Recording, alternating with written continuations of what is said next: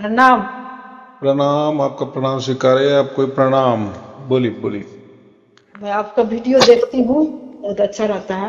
अरे वाह, बहुत अच्छे, शुभ आशीर्वाद। तो लगता है मुझको सार शब्द मिल गया है। अरे वाह। अभी आपको उसको वीडियो, क्या मतलब।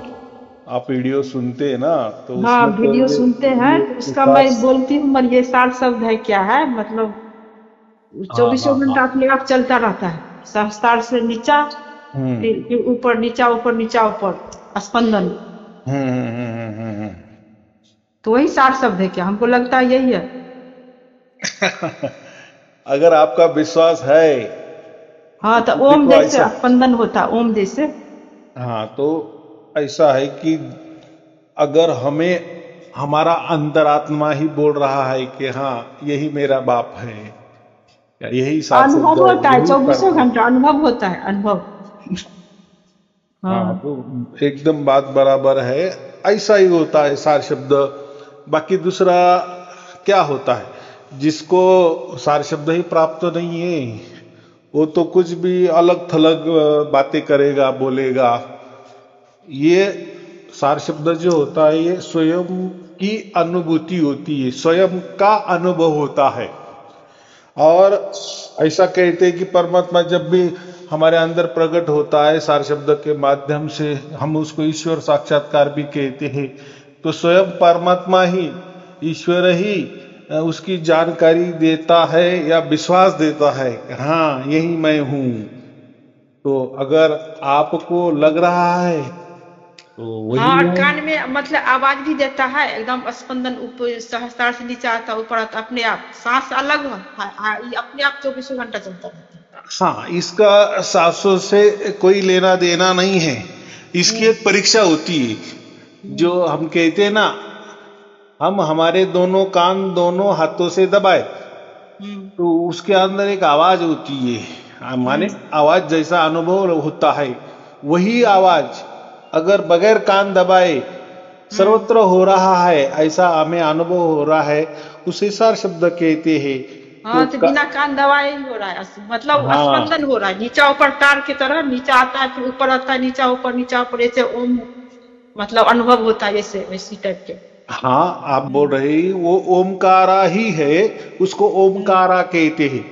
तो लोग ऐसे समझते हैं कि ओमकारा का मतलब कोई हमें ओम ओम ओम वाला कोई ध्वनि सुनाई देता है क्या? ऐसा नहीं है, उसको ओमकारा कहते हैं बस। हाँ, तो ओमकार ओमकार सुनाई नहीं देता, वो अनुभव होता है, स्पंदन। अनुभव होता हाँ, है, जैसे अनुभव होता है। स्पंदन होता है। हाँ। जैसे फ्रीक्वेंसी, इंग्लिश में उसको फ्रीक्वेंसी कहते हैं, वेव्स कहते हैं। एक हाँ। प्रकार की वेव्स है। और वो जो वेव्स है, फ्रीक्वेंसी है, ये पूरी ब्रह्मांड में चल रही है। हमारे आजू हाँ। बाजू अंदर बाहर वही चल रही है। और हम्म। वो जो फ्रीक्वेंसी होती है, वो जो वेव्स होती है, या वो जो सार शब्द होता है, वो अति सूक्ष्म होता है, अति सूक्ष्म होता है, अति सूक्ष्म होता है। तो ऐसा समझो कि हमारे आत्मा की भी पकड़ में नहीं आता। हमारी हम्म। आत्मा की पकड़ में नहीं आता। हम कहते हैं ना, शरीर से सूक्ष्म मन होता है, मन से सूक्ष्म हमारी बुद्धि होती है, बुद्धि से सूक्ष्म चित्त होता है, हम्म। अहंकार होता है। बाद में हम क्या कहते हैं, उससे सूक्ष्म आत्मा होती है, हमारी चेतना होती है। बराबर। हम्म। और उससे सूक्ष्म माया होती है।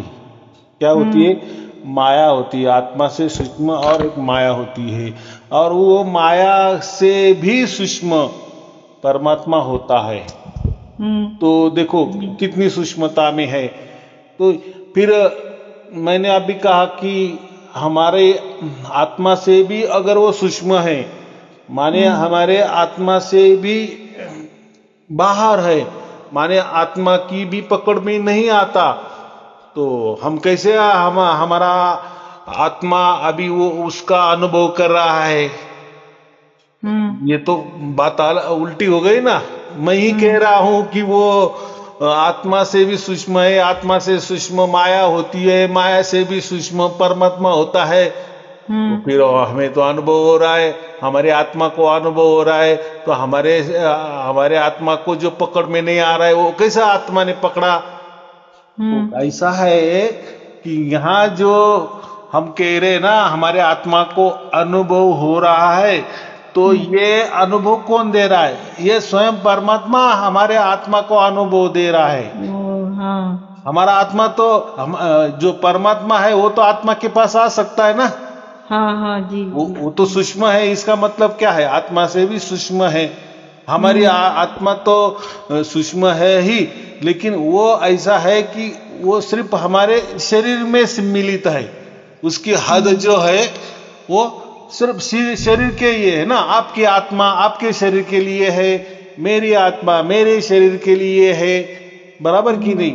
आपके आत्मा का जो धर्म विरम है, वो धर्म कर्म है, वो आपके लिए काम आने वाला है। मेरे आत्मा का धर्म कर्म या हद जो है, सीमा जो है, वो मेरे लिए है। ऐसे हर किसी के आत्मा का अलग अलग व्यवहार है ना। हाँ हाँ जी तो हम अगर कह रहे कि ये परमात्मा तो आत्मा से भी सूक्ष्म है, तो फिर आत्मा ने कैसा उसको पकड़ा? तो आत्मा ने नहीं पकड़ा, परमात्मा ने ही पकड़ा। परमात्मा नहीं पकड़ा जी। हाँ परमात्मा तो कर सकता है ना। जी जी हाँ हाँ, आत्मा हमारे आत्मा की पहुंच तो परमात्मा तक नहीं है तो परमात्मा भी हमारे अंदर है, हमारे अंदर तो आत्मा भी है। फिर इसके पहले क्यों नहीं किया? अगर हमारे आत्मा के हाथों में परमात्मा पकड़ना होता तो पहले से पकड़ लेते हम, उसमें क्या नई बात थी। लेकिन ये अभी के बात क्या हो गया? जैसे गीता में क्या कहा है, मैं प्रकृति को अधीन करके, माने माया को अधीन करके प्रकट होता हूं। तो इसका साफ क्या मतलब है? जो परमात्मा है, मैंने क्या कहा अभी, आत्मा से सूक्ष्म क्या होती? माया होती है। और माया से भी सूक्ष्म क्या होता है? परमात्मा होता है। तो परमात्मा को अगर हमारे पास आना है या हमारी आत्मा को उसको अनुभव देना है, तो पहले क्या करेगा परमात्मा? पहले माया को अधीन करेगा ना, क्योंकि बीच में माया है ना, आत्मा और परमात्मा के बीच में एक माया का पर्दा है ना। जी जी हाँ। तो वो माया के अंदर से परमात्मा को हमारी तरफ आना पड़ेगा ना, आत्मा की तरफ। जी जी तो और वो तो उसके हाथ में है, क्योंकि माया भी उसके अधीन है ना। भाई माया को शक्ति देने वाला कौन है? परमात्मा है। परमात्मा जी। तो माया भी परमात्मा की शक्ति है। और ये जो हम अनंत संख्या में आत्माएं हैं, ब्रह्मांड में जितनी भी आत्माएं है, वो भी किसके हाथों में है? वो भी परमात्मा की शक्ति है ना। जी जी। इसलिए हम उसको अंश कहते हैं ना, हम परमात्मा के अंश है। तो ये जो पूरा ब्रह्मांड चल रहा है, ये तो जड़ है। ये ब्रह्मांड को हम क्या कहते हैं? माया ही कहते हैं ना। माया तो जड़ होती है, लेकिन वो परमात्मा की शक्ति है। माने परमात्मा के बलोत्तर, परमात्मा के बल से, परमात्मा के शक्ति से वो चलती है। कौन चलती है? माया चलती है। बराबर? माने जो कार्य करती है माया, तो परमात्मा के देखरेख में वो काम करती है। वैसे हम क्या है? हमको तो माया के अंदर दिया है ना, ये सृष्टि के अंदर हमें दिया है, ब्रह्मांड के अंदर हम रह रहे। तो हम किसके आधिपत्य से चल रहे? तो ये जो माया है, माया के माने हमारे जो कंट्रोल करती है, हमें माया कंट्रोल कर रही है ना। हाँ जी जी, माया कर रही कंट्रोल। हाँ। लेकिन माया भी परमात्मा की शक्ति है और हम आत्मा भी परमात्मा की शक्ति है, बराबर की नहीं? तो ऐसे समझो कि आत्मा की बहन है ये माया, माँ है माया, बराबर की नहीं? जी। और ये दोनों का बाप कौन है? अभी रिलेशन में समझेंगे तो हमारी माता जी का जो बाप होता है वो अलग होता है और हमारा बाप अलग होता है ना। लेकिन वो संबंध नहीं रखना, हम इतना ही संबंध रखना है कि परमात्मा की शक्ति माया है, वैसे परमात्मा की शक्ति भी हम आत्माएं है। हम परमात्मा के शक्ति से चलते हैं, माया की शक्ति से चलते हैं। लेकिन जब हमें सार शब्द प्राप्त हो जाता है तो परमात्मा और आत्मा का कांटेक्ट एक हो जाता है। लेकिन ये कांटेक्ट कौन करता है? परमात्मा ही करता है। फिर वो उसके हिसाब से करता होगा। फिर वो क्या हिसाब देखता है? हमारे कर्मों का हिसाब देखता है। कौन देखता है? ये परमात्मा देखता है। हाँ, अभी ये इसका लेना देना चुकता हो गया है, इन्होंने इतने करोड़ों टाइम जन्म लिए हैं, बहुत सा उसमें उन्होंने कर्मों का निराकरण किया है, कर्म ये भुगत चुका है, तो वो कर्मों का हिसाब जो रखने वाला है उसको ही सब मालूम है ना। हिसाब किताब उसको मालूम है। तो जब हमारा हिसाब किताब खत्म हो जाता है तो फिर परमात्मा उसकी तरफ से हमारे अंदर प्रकट होता है। लेकिन गीता में क्या कहा है? परमात्मा ऐसा कहता है कि मैं माया को अधीन करता हूं और आत्मा तक पहुंचता हूं। तो बीच में माया है ना। देखो, हमें अभी सार शब्द प्राप्त हो गए, तभी हमें समझ में आया कि हाँ ऐसा परमात्मा होता है। लेकिन जिसको सार शब्द ही प्राप्त नहीं है तो वो कैसा यकीन करेगा कि परमात्मा नाम की कोई चीज होती है? वो तो माया को ही अपना समझेगा ना, जिसमें वो रह रहा है। वो तो बोलेगा ये माया ने मुझे जन्म दिया है, माया है मुझे कर्म करवाती है, अच्छे करवाती है, बुरे करवाती है। तो जैसे ऐसा एक समझो, हमारे माँ बाप है और माँ बाप में दोनों का झगड़ा हो गया है, बराबर। हमारे माँ बाप दोनों साथ में नहीं रहे थे, बराबर। लेकिन हम जो है हम माँ के साथ में रहते हैं। तो ऐसा होता है ना नेचुरली। हमारा संभाल कौन कर रहा है? हमारा पालन पोषण कौन कर रहा है? हमारी माँ कर रही है। लेकिन बाप से झगड़ा हो रहा है ऐसा समझो, माने या परदेश में है हमारा बाप, हमें मालूम भी नहीं है। लेकिन हम किसके सहारे जी रहे? हमारे माता के सहारे जी रहे। तो ऐसा ही है। तो अभी हम जो थे तो माया के सहारे हम जी रहे ना। हाँ, और माया ये हमें जाने नहीं देती बाप के पास। अरे वो जाने दो, बाप भी देखो, हमें तो मालूम ही नहीं ना कि हमें भी बाप है। लेकिन जब हमें ज्ञान हो जाता है और माँ से हम पूछते हैं कि भाई हमें पैदा किया तो बाप भी होगा ना मेरा, तो माँ बोलती है बाप को छोड़ दो, वो जाने तो क्या करना है तुझे क्या कमी है, मांगना तुझे जो चाहिए मैं दे रही है ना। लेकिन जब हमें ज्ञान हो जाता है, नहीं मुझे मेरा बाप का पता चाहिए चाहिए चाहिए फिर माँ बोलती है कि वो तुम्हारा बाप परमात्मा है, बराबर। मेरा वो पति है लेकिन तुम्हारा वो बाप है। अगर तुम जाना चाह रहे हो तो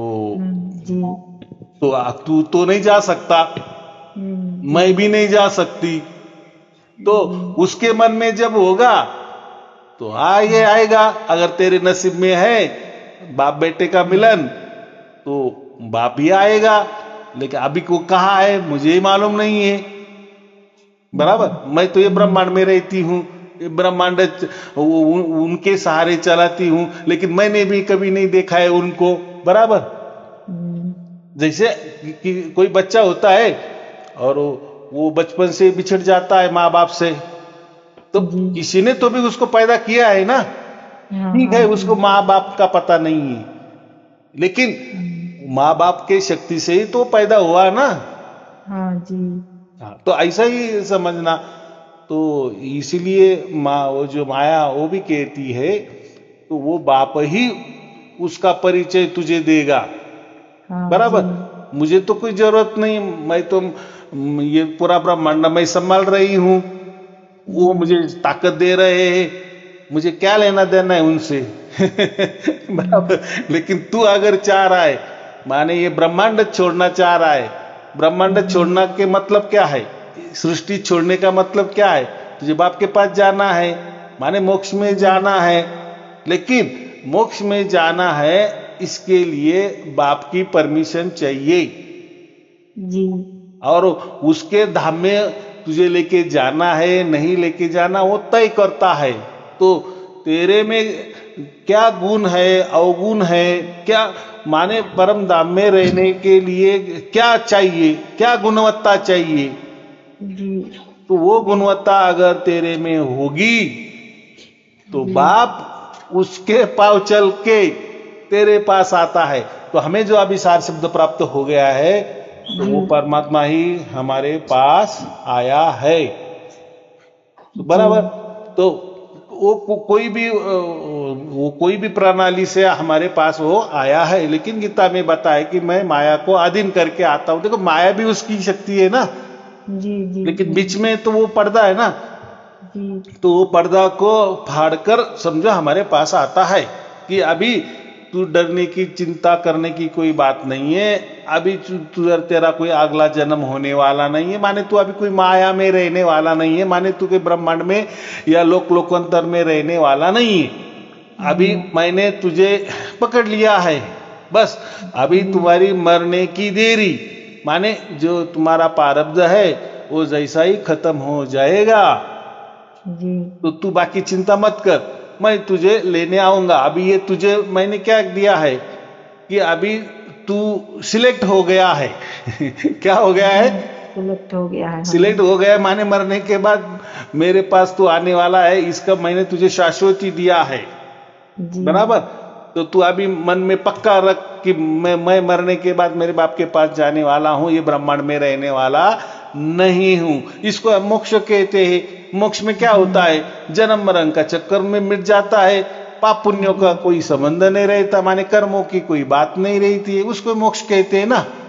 जी हाँ, लेकिन जिसको मोक्ष ही मालूम नहीं है तो वो फिर पाप पुण्य जैसे कर्म करता है, पुण्य का फल उसको लोकांतर कहीं मिल जाता है या अच्छे स्थान में हो जाता है, और वो जैसे वो पुण्य खत्म हो जाते तो वापिस वो जन्म मरण के चक्कर में आ जाता है। या पाप भी किए तो किसी प्राणी के जन्म में जाता है या नरक में जाता है, कुछ भी समझो, वो समझने के लिए है माने। लेकिन वो भी उसका शिक्षा खत्म हो गई, सजा खत्म हो गई, वापिस वो मनुष्य में आएगा या जन्म मरण के चक्कर में आएगा। वो दोनों को मोक्ष नहीं, माने पुण्य करने वाले को भी मोक्ष नहीं मिलता, पाप करने वाले को तो मिलने की तो कोई गुंजाइश ही नहीं है।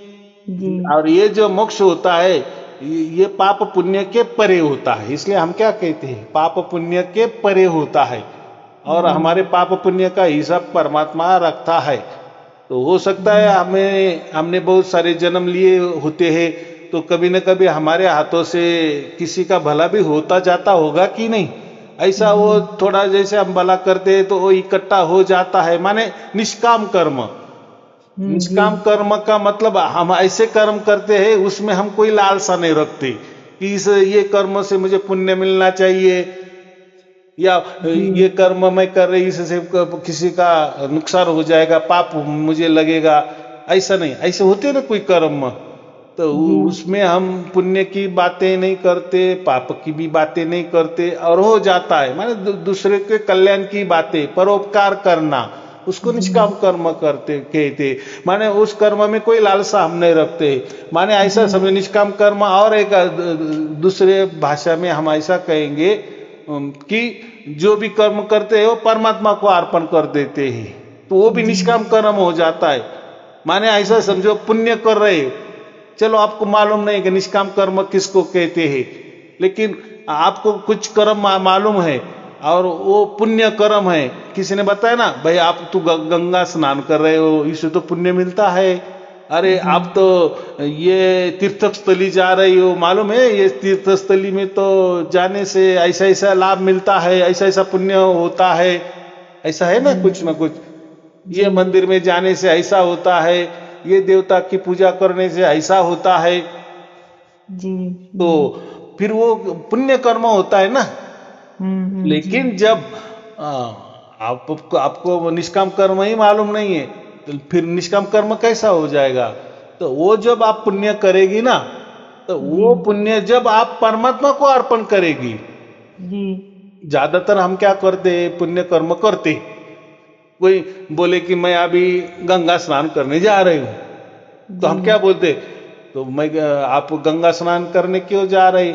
अरे वो ऐसा है, मेरा घर परिवार में थोड़ा सा झगड़ा होता है, बच्चे की शादी भी नहीं हो रही है, बच्चे को हाँ काम भी नहीं मिल रहा है, तो कोई कहे कि आप गंगा स्नान करके आओ, थोड़ा पाप भी धुल जाएगा और फिर तुम्हारे काम भी हो जाएंगे। तो मांगने के लिए। हाँ तो आपकी कामना है ना, वो जो गंगा स्नान करने में आपकी कामना छिपी है, हाँ हो अरे वो पुण्य का काम, माने वो पुण्य में गिना जाएगा ना। जी जो भी काम कम जो उसके पीछे अगर कोई हमारी लालसा है, लोभ लालच है कि मैं ये पुण्य कर्म करूंगा लेकिन इसके लिए करूंगा, बच्ची की शादी होनी चाहिए इसके लिए मैं कोई करेंगा, कोई जाप करेंगे, मंत्र जाप करेंगे, या कहीं तीर्थस्थली जाएंगे, या कोई यज्ञ होम हवन करेंगे, कोई पाठ पठन पूजा करेंगे, कुछ भी करेंगे, तो वो किस में गिने जाएंगे? पुण्य में गिने जाएंगे ना। हाँ जी। और हो सकता है फिर उस पुण्य की वजह से आपके काम भी हो जाएंगे, तो उसमें निष्काम कर्म कहाँ आ गया? लेकिन जो ज्ञानी में होता है, जिसको ज्ञान प्राप्त होता है गुरु से, फिर वो गुरु कहता है कि भाई तू गंगा स्नान करने जा रहे है ना, तो वो जो पुण्य मिलेगा ना परमात्मा को अर्पण कर, बराबर, कुछ लालसा मत रख।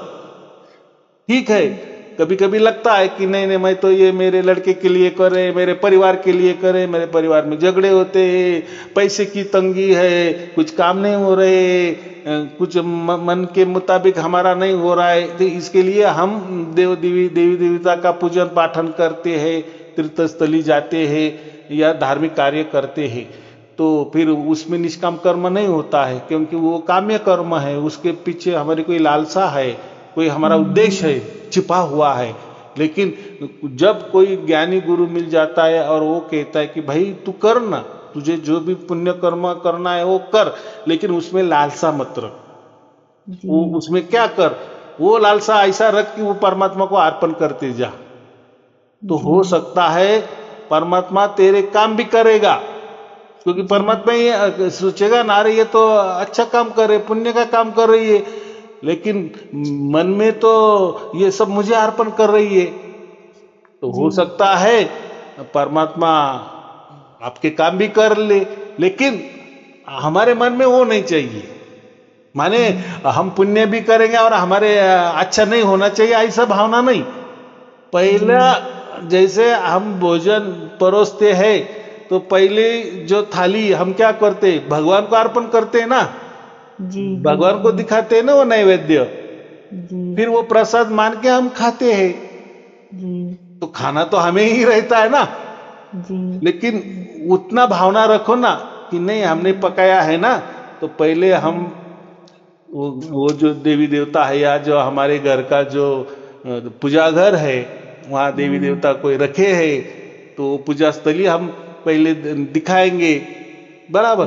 तो भगवान तो कोई खाता नहीं है ना, मूर्ति तो कोई खाते नहीं, लेकिन भाव हमारा कैसा है कि नहीं मैंने जो बनाया है मैं पहले परमात्मा को अर्पण करूं, या वो देवी देवता जो भी आप समझ रही है, परमात्मा तो नहीं कोई समझ सकता है, परमात्मा तो निर्गुण निराकार है, उसकी तो कोई मूर्ति भी नहीं होती, तो चलो जो भी आपके घर में मूर्ति होगी, कोई भी देवी देवता होगी, फोटो होगी, उसको 2 मिनट के लिए परमात्मा मानकर वो थाली रख दो, अर्पण करो, मन से अर्पण करना है ना। वो तो कोई परमात्मा का वो जो आप फोटो है, वो जो मूर्ति है, वो जो देवी देवता है, वो तो खाती नहीं ना, लेकिन भाव हमारा क्या है, पहले हमने अर्पण किया, तो हमने वो पहले अर्पण कर दिया, तो ये अच्छा भाव। तो ऐसा ही मैं कह रहा हूं, आप कोई भी भक्ति करो, कुछ भी करो, लेकिन सबसे महत्वपूर्ण बात उसमें जो भी हमारा पुण्य हो जाएगा वो परमात्मा को अर्पण करते चलो, बराबर। तो वो जो कर्म है, वो जो पुण्य कर्म है, वो क्या हो जाएगा, निष्काम कर्म में बदल जाएगा, मोक्ष के लिए काम आ जाएगा, बराबर। माने उसको हम कहते कि फिर आपको सार शब्द मिलने में मदद हो जाएगी। देखो है ना, ऐसा कोई बताता है नहीं। मैं तो ऐसा ही कहता हूं कि गीता में ये भी लिखा है, भाई आप कितना भी पाप किए ना, समझो चलो हमें नहीं समझता, जब तक हमारा ज्ञान रहती कि हम पाप कर रहे हो, चलो हमें नहीं समझता है कि ये पाप वाला काम कर रहे हैं या पुण्य वाला काम कर रहे हैं, इतनी हमें बुद्धि भी नहीं है। लेकिन जो भी करेंगे ना, हो सकता है पाप कर्म भी है, लेकिन परमात्मा को अर्पण करो, अपने लिए मत रखो। बराबर, पुण्य वाला भी काम कर रहे हो ना, लेकिन उसके बाद में हमें उसका क्या लाभ होने वाला है नहीं होने वाला है, या कोई हमारी भ्रांति है, कुछ भी हो, लेकिन उसके पहले हम परमात्मा को अर्पण करते दे देना। बराबर, माने उसका फल क्या देना है ये परमात्मा तय करेगा, ऐसा समझ। हम हमारी तरफ से नहीं कि नहीं मैं इसलिए ये मैं काम कर रही, इसलिए मैं पुण्य का काम कर रही, इसलिए मैं लोगों को खाना खिला रहा हूँ ताकि मेरे परिवार में जो अशांति है शांति आ सके। तो फिर काम्य कर्म हो गया ना। भाई आपको खाना खिलाना है ना, तो उसमें कोई कामना मत रखो कि मेरे घर की शांति आने वाली है ना आने वाली है, आए ना आए, बस मुझे लोगों को खाना खिलाना है, बस परमात्मा के लिए मैं खिला रही हूं, परमात्मा के लिए। तो ये क्या हो जाता है, हर हमारे पाप कर्म हो पुण्य कर्म हो, परमात्मा को अर्पण करते जाना। वो जो अर्पण करने की प्रोसेस है ना, उसको निष्काम कर्म कहते हैं। बराबर, और ज्यादातर लोग ये नहीं करते ना, नहीं, माने अपने ऊपर लेते हैं, माने मैं पुण्य कर रहा हूं तो भाई मेरे कुटुंब के लिए वो काम आना चाहिए, मेरे परिवार के लिए ये पुण्य काम आना चाहिए, तो ये काम नहीं करना है। देखो वो आए ना आए, इसके पहले गुरु ये बता देता है कि सबसे पहले वो परमात्मा को अर्पण करें। इसलिए कहा है ना, फल की अपेक्षा मत कर, कर्म हमें करना है, कर्म करते रहो लेकिन फल की अपेक्षा मत करो। कितना सीधी बात है ना। ठीक है, हमारे मन में कुछ भी कामना हो ना, तो वो डायरेक्ट वो पुण्य हमारे ऊपर नहीं लेना, वो पाप हमारे ऊपर नहीं लेना, अर्पण करते जाना। फिर वो सोचेगा ना कि इसको क्या जरूरत है क्या नहीं है। बराबर कि नहीं। हमने कई जगह पैसे जमा करके रख रहे हैं, तो जब हमें फिर उसकी जरूरत लगती तब हम निकालेंगे ना। लेकिन ऐसा नहीं कि मुझे कुछ काम की नहीं है तो क्या पैसा जमा करना, ऐसा आप थोड़ी करते हैं। हम इकट्ठा करते रखते हैं, थोड़े आए इकट्ठा किए, तो बाद में आए कुछ उसमें डाल दिए, ऐसे वो बढ़ते हैं। और समझो कोई घर का बीमार हो गया, पैसे की जरूरत है, फिर वहां से हम निकालते हैं। तो ऐसा करते हैं ना। तो यहां मैंने क्या कहा कि हम जब पैसा वो ये कर रहे हैं ना, तो फिर ये ऐसा मन में मत सोचो कि ये मैंने इकट्ठा किए ना तो घर में कोई बीमार हो जाएगा तो तुरंत वो काम आ जाएगा, ऐसा नहीं। बस हमने इकट्ठा करना है। बाद में हो सकता है हमारे मन में ऐसा आ जाए कि हमारा इतना इकट्ठा पैसा हो गया, उसमें से थोड़ा हम दान पुण्य भी करें, दूसरों को खाना भी खिलाए, किसी यतीम को कपड़े दिलाए, कोई स्कूल को उसको पुस्तकें दे दे, कोई भी ऐसे हजारों काम है ना पुण्य वाले। हाँ। तो तय नहीं करना कि ये जो जमा कर रहे पैसे इसलिए कर रहे हैं, हमारे कुटुंब के लिए कर रहे, तो फिर वैसा भी हो जाता है ना कभी कभी। हम जिस लोभ लालच से वो जमा किए ना कि नहीं मैं ऐसे जमा करती रहूंगी, और किसी का अगर कोई बीमार पड़ गया और उसके लिए 10-20 लाख की जरूरत पड़ गई, तो मैंने ये जो अभी 50 लाख जमा किए हैं फिर उसमें से मैं ले लूंगी। तो हो सकता है कि सचमुच कोई न कोई बीमार पड़ जाता है, 10-20 लाख लग भी जाते हैं। देखो क्या काम क्या है। तो पहले से यही इरादे से अगर हमने जमा किए होते, बस ये परमात्मा मैं जमा कर रही हूं, ये तेरे तुझे अर्पण, तो कुछ होगा ही नहीं। तो इतना विश्वास होना चाहिए। तो मुझे इतना ही कहना है कि हम पाप करें पुण्य करें, पूरा की पूरा परमात्मा को अर्पण करते चले, बाद में वो पाप पुण्य हमें काम आए ना आए। बराबर, वो उसका फैसला कौन करेगा? परमात्मा करेगा। इसको निष्काम कर्म कहते।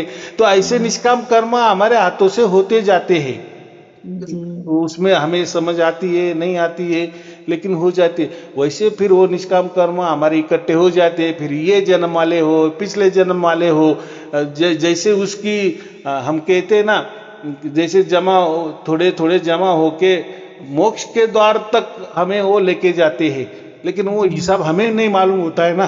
जी पिछले वाला जन्मों का हिसाब हमें क्या मालूम, ये जन्मों का तो चलो अब भी हमें समझ में आ गया, या हो भी गए होंगे, या हमने नहीं किए, हमारे माता पिताजी ने किए होंगे, हमारे पुरखों ने किए होंगे, होता है कि नहीं। अब पुरखों की स्टेट जायदाद, जमीन जायदादें हमें काम आती है ना, जी भाई जी उन्होंने कमाई थी। वैसा भी हो सकता है हमारे माता पिता से निष्काम कर्म हुए होंगे, पिछले कोई पीढ़ी में किए गए होंगे, अच्छे काम किए होंगे, तो वो भी हमें काम आते हैं। तो वो जो हिसाब किताब है, किसका काम आया, मुझे मोक्ष मिला, इसमें किस किस की भागीदारी है, अगर ये हमें समझ में आया तो फिर बात ही क्या होगी, तो उसमें हम नहीं जा सकते। लेकिन ऐसा समझना, जब भी हमें मोक्ष मिलता है उसमें सबका सहभाग होता है, सही ईश्वर बात का होता है, भगवान का होता है, परमात्मा का होता है, हमारा पति का होता है, लड़के का होता है, बुजुर्ग लोगों का होता है, हमारे जो पितर लोग हैं उनका भी हो सकता है, या देश का भी हो सकता है, गुरु का भी कृपा हो सकती है, उसमें बहुत सारी बातें होती है, जी या हमारे पुण्य कर्म का भी हो सकता है, उसमें सहभाग होता है।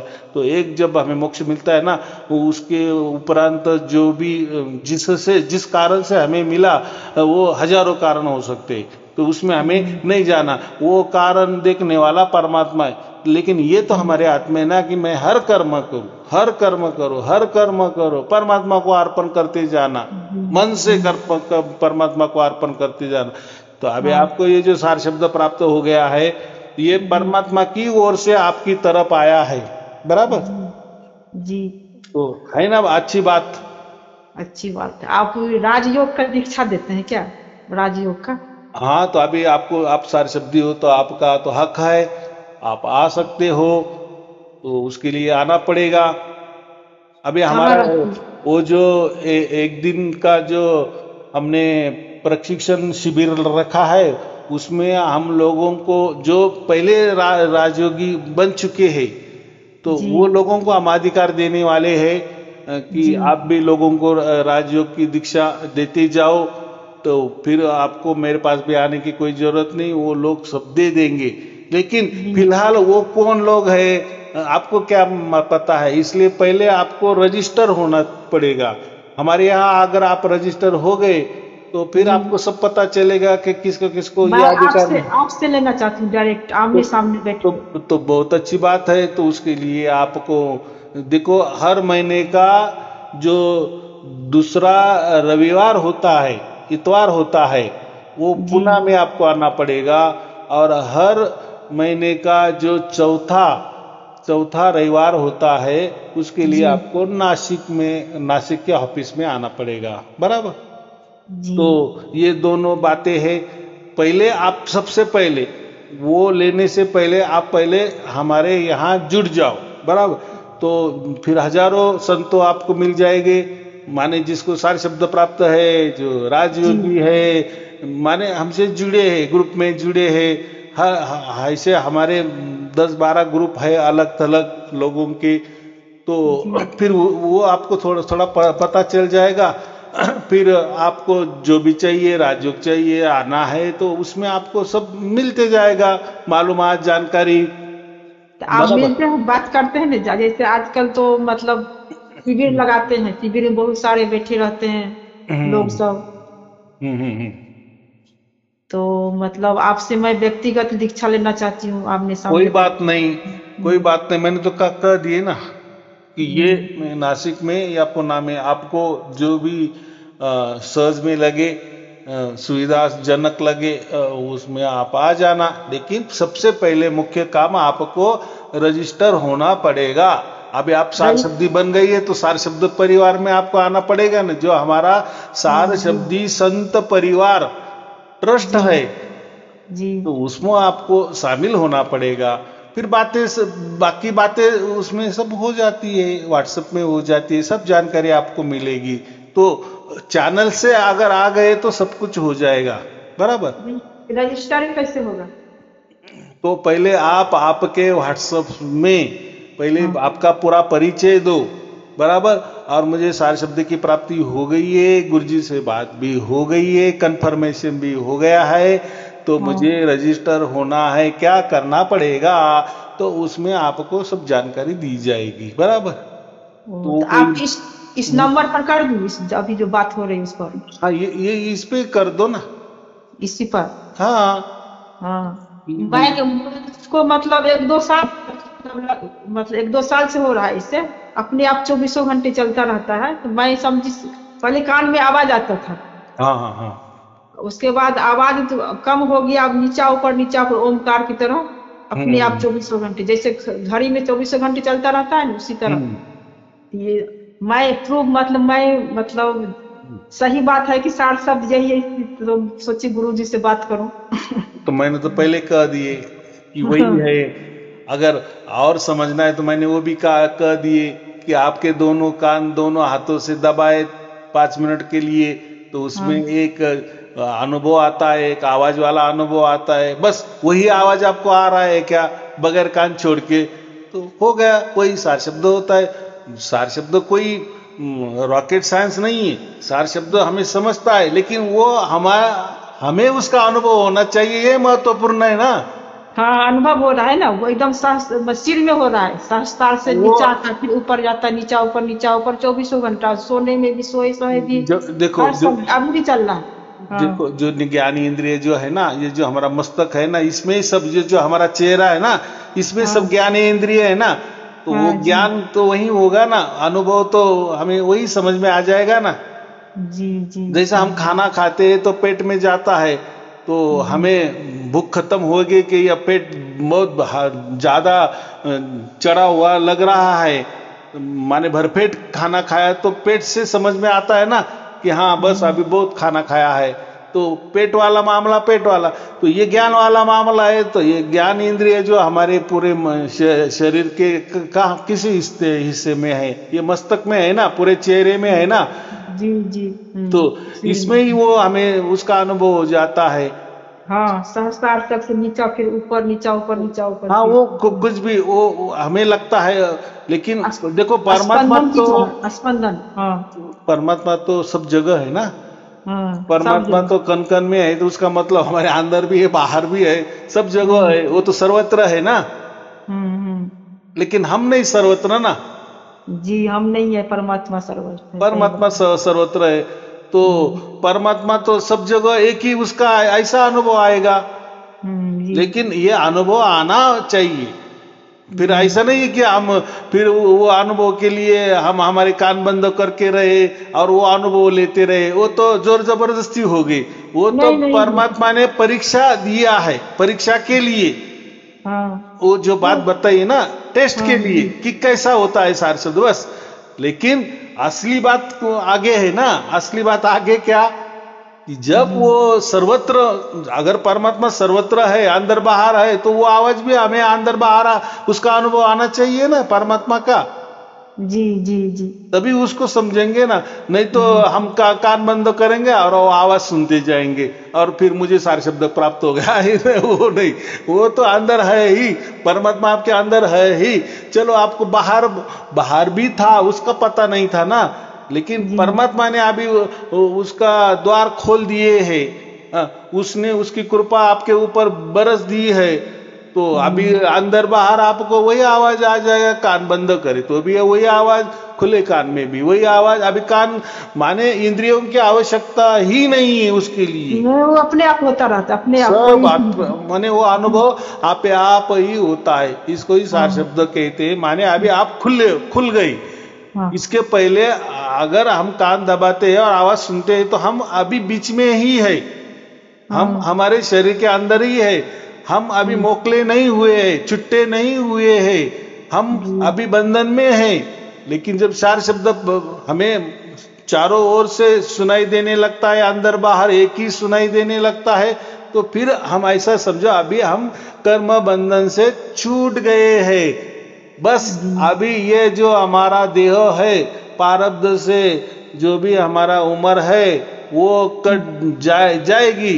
बस फिर हम तो जीते जी बंधन मुक्त हो गए। इसको मुक्ति कहते हैं। मुक्ति का अर्थ, मुक्ति और मोक्ष अलग।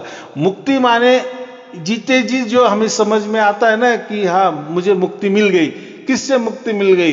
ये जन्म मरण के चक्कर से मुक्ति मिल गई या कर्म बंधन से मुझे मुक्ति मिल गई। ये इसका एक सिर्फ हम क्या बोले, एक समझने के लिए एक ये टेस्ट है जी, ये परीक्षा है, ये हम पास हो गए हैं। हाँ, फिर मोक्ष कब मिलेगा? अभी तो हमें मुक्ति मिल गई।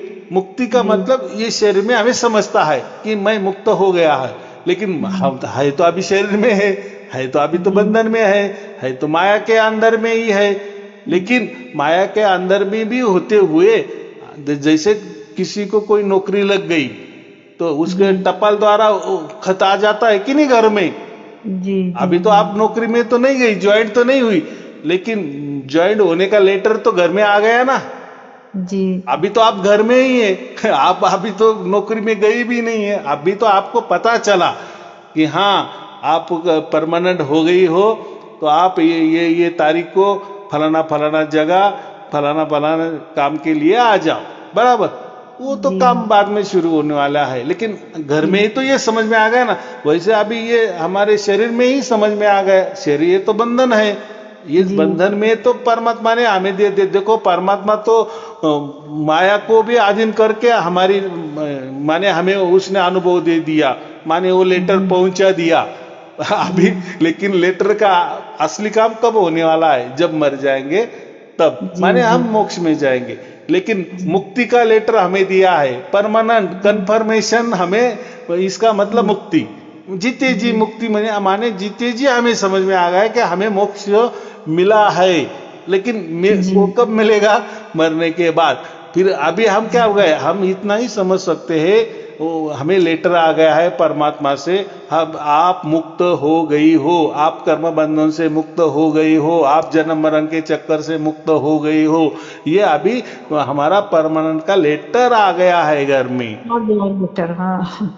तो बाद में जो होने वाला है तो होने वाला है। लेटर आया इसका मतलब आप जब काम को जाएंगे, वहां जाएंगे, वो लेटर दिखाएंगे तो वो हमें काम पे रखने वाले ही है ना हाँ, उसका मतलब ये। तो इसको जीते जी मुक्ति कहते हैं। हम जीते जी मुक्त हो गए हैं, बराबर। माने हम मोक्ष के अधिकारी बन गए हैं। और मोक्ष कब मिलेगा? जब हम जाएंगे तब। लेकिन जीते जी तो हमें कंफर्मेशन हो गया ना। आया समझ में? ऐसा ये थोड़ा समझ के चलना जी। परावानी भी इसी को बोलते हैं क्या? परावानी कितनी सहज बात है। देखो वाणी के 4 प्रकार, ये जो हम बोल रहे हैं वही खरी है जी। उसके बाद होती है मध्यमा, जो मनन की जाती है, माने वो पच्चंती एक होती है जी। तो ये पच्चंती भी वो कोई बोलने की बात नहीं, वो मनन के भी और सूक्ष्म होती है। और ये परा, तो ये परा जो होती है ना, ये परमात्मा और आत्मा जी जी। माने परमात्मा को अगर पहचानना है या परमात्मा को अगर हमें अनुभव देना है तो परावाणी से ही हमें अनुभव देता है जी। और ये जो वही खरी वाणी है वो तो बोल रहे हैं, आप सुन भी रहे हैं, ये वही खरी वाणी है। लेकिन वो जो परावाणी होती है ना, परमात्मा का सूक्ष्म आवाज, अति सूक्ष्म आवाज होता है, माने ऐसी वो बहुत सूक्ष्म वाणी होती है, उसका हम सिर्फ अनुभव करते हैं। और वो जो परावाणी है परमात्मा और आत्मा को जोड़ देती है, इसलिए वो परा है। परा माने हमसे परे, ये दुनिया से परे, ये सृष्टि से परे, ये ब्रह्मांड से परे, इसलिए वो परावाणी कहते हैं जी। लेकिन वो परा अभी जो आपको अनुभव हो रहा है वो आपके पकड़ में आएगा क्या? आपके इंद्रियों के पकड़ में आएगा क्या? वो तो अपने आप हो रहा है, अपने आप ही होता है, उसको हम अनुभव कहते हैं। और ये कोई साधारण बात नहीं है। सार शब्द प्राप्त होना, परमात्मा से सार शब्द मिलना, उसको एक हम कहते हैं कि परमात्मा से राम नाम मिलना। राम नाम देने वाले तो बहुत हजारों गुरु है, कोई भी नाम दे देते हैं। बोलते ये राम नाम है। राम नाम इसको कहते हैं जो राम से आया है। राम माने परमात्मा, जो परमात्मा की ओर से जो नाम हमें मिल जाता है उसको राम नाम कहते हैं, बराबर। जी। और एक दूसरे राम नाम होता है जो गुरु समक्ष हमें देता है, सामने देता है, माने एक जिंदा गुरु और हम जिंदा, दोनों भी जिंदे आमने सामने। जब गुरु भी हमें गुरु मंत्र देता है उसको भी एक राम नाम कहते हैं, बराबर। जी जी। तो ये तो राम नाम आपको परमात्मा से मिला है। जी जी। ये मोक्ष के लिए मिला है ना। जी, तो मैं भी गुरुजी आश्चर्य कर रही थी, ये कैसे मतलब एकदम अपने आप एकदम अनुभव होता रहता है। तो ऐसा है, इसके पीछे की जो कहानी है ना, हाँ ये जो कर्मों का जंजाल है ना, तो जी उसमें आपके हो गए, मैंने क्या ना आपके पैसे जमा हो गए तो बोलेंगे और 25 लाख मेरे जमा हो गए इतने तो भाई आपने ही किए ना, थोड़े थोड़े थोड़े। तो ऐसा ही आपसे निष्काम कर्म हो गए तो हो गए, फिर वो किसी के माध्यम से हो गए, जो भी हो गए वो हिसाब किताब रखने वाला परमात्मा होता है। जब भी हमारा ये पूरा हो जाता है तो फिर परमात्मा की ओर से वो खुशखबरी हमें दे देता है, माने वो परमानेंट वाला लेटर हमें देता है, मोक्ष का लेटर हमें दे देता है, बराबर। लेकिन जिसको नहीं मिलता है उसको उसका कैसा होता है। और ये जो राजयोग है ना, तो ये राजयोग भी सेम टू सेम सार शब्द ही होता है, लेकिन वो हमारी ओर से करना पड़ता है। हमारी ओर से माने वही ओमकारा जो है वो हमने, वो भी परावाणी से लेना पड़ता है, लेकिन हमसे लेना पड़ता है, हमारी ओर से लेना पड़ता है। और ये जो आपको मिल गया है वो डायरेक्ट परमात्मा से आया है, उसमें आप कुछ नहीं कर सकते, माने उसको बंद भी नहीं कर सकते, चालू भी नहीं कर सकते, उस पर कोई कंट्रोल नहीं है। कोई मानसिक मंत्र जाप करती वो भी नहीं होता, वो पड़ा वो स्पंदन चलता रहता है, स्पंदन। अभी करने की क्या जरूरत है, अभी परमात्मा ही आपका ख्याल रख रहा है। हाँ जी। कि उसने आपके ऊपर ठप्पा मारा है कि बस ये मेरा आदमी है परमात्मा ने आपके ऊपर ठप्पा मार दिया है, रजिस्टर कर दिया है आपको कि बस कि बच्चा अभी तू चिंता मत कर, तू मेरा हो गया है। ये जीते जी उसने हमें खबर दे दी है, सारे शब्द का मतलब वो होता है। अभी हमें चिंता की कोई करने की जरूरत नहीं, कोई ध्यान भी करने की जरूरत नहीं है, कुछ करने की जरूरत नहीं। तो गीता का अध्याय नंबर 2 में जो 17वां श्लोक है उसमें यही कहा कि जिसको भी आत्मज्ञान हो जाता है, जिसको भी सार शब्द प्राप्त हो जाता है, ईश्वर साक्षात्कार हो जाता है, जो ईश्वर का हो जाता है, उसके लिए फिर कोई कर्म बंधन आड़े नहीं आते। फिर वो कैसे भी रहे या न रहे, कोई नियम का पालन करे ना करे, फिर उसके वो जैसे देखो सार शब्द प्राप्त होता है माने हम शुभ अशुभ के परे गए।